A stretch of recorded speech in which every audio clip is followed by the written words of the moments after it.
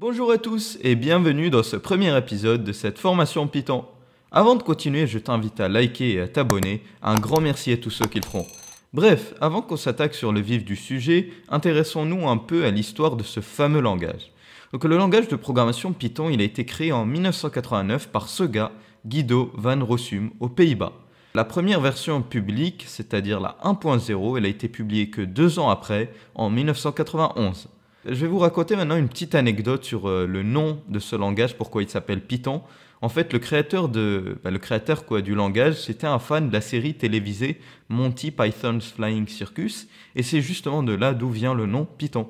Actuellement, au moment où je tourne la vidéo, la dernière version de Python, c'est la 3.11, et c'est justement celle-là que nous utiliserons tout au long de cette formation. Maintenant, vous vous demandez sûrement quels sont les avantages de Python. Tout d'abord, c'est un langage multiplateforme. C'est-à-dire qu'il fonctionne sur de nombreux systèmes d'exploitation, que ce soit Windows, macOS, Linux, Android, etc.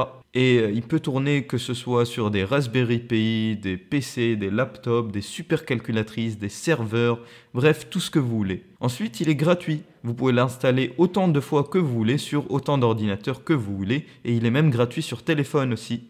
Ensuite, on dit que c'est un langage de haut niveau, c'est-à-dire qu'il demande peu de connaissances sur le fonctionnement d'un ordinateur, la RAM, les composants, etc., le processeur, pour être utilisé. Ensuite, on dit que c'est un langage interprété. En fait, un script Python n'a pas besoin d'être compilé pour être exécuté, contrairement à des langages comme le C ou le C++. Puis, on dit qu'il est intelligent. On verra plus tard des exemples pourquoi c'est un langage intelligent. Bref, c'est aussi un langage qui est vraiment flexible, c'est-à-dire qu'il peut être vraiment utilisé pour n'importe quel type de projet, que ce soit des applications PC, des applications mobiles, des sites web. Bref, Python est vraiment partout. Ensuite, il possède une quantité vraiment énorme de librairies, de modules et tout, et ça le rend vraiment très riche, c'est-à-dire qu'on peut vraiment faire tout ce qu'on veut avec. Et finalement, il est très bien documenté, que ce soit en anglais ou en français, et ça le rend vraiment très accessible aux débutants. Ok, maintenant la première étape, c'est d'installer Python. Donc on va aller sur leur site officiel qui est python.org, le voilà, et on va aller dans l'onglet Downloads. Pour ceux qui sont sous macOS, ils peuvent l'installer ici, et pour ceux qui sont sous Windows, ils vont ici, et ils ont Python 3.11.1 qui est bien la dernière version au moment où je tourne la vidéo. Vous aurez peut-être une version différente parce que vous regarderez la vidéo plus tard. Donc vous cliquez ici, ça l'installera. Donc une fois Python installé, vous exécutez l'installeur et vous aurez cette fenêtre. Vous allez bien faire attention de cocher cette case-là, add python.exe to path, vous la cochez bel et bien.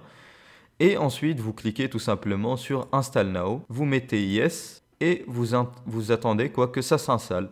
Une fois l'installation terminée, vous allez fermer l'installeur, vous allez ouvrir un terminal ou un CMD ou un PowerShell comme vous voulez.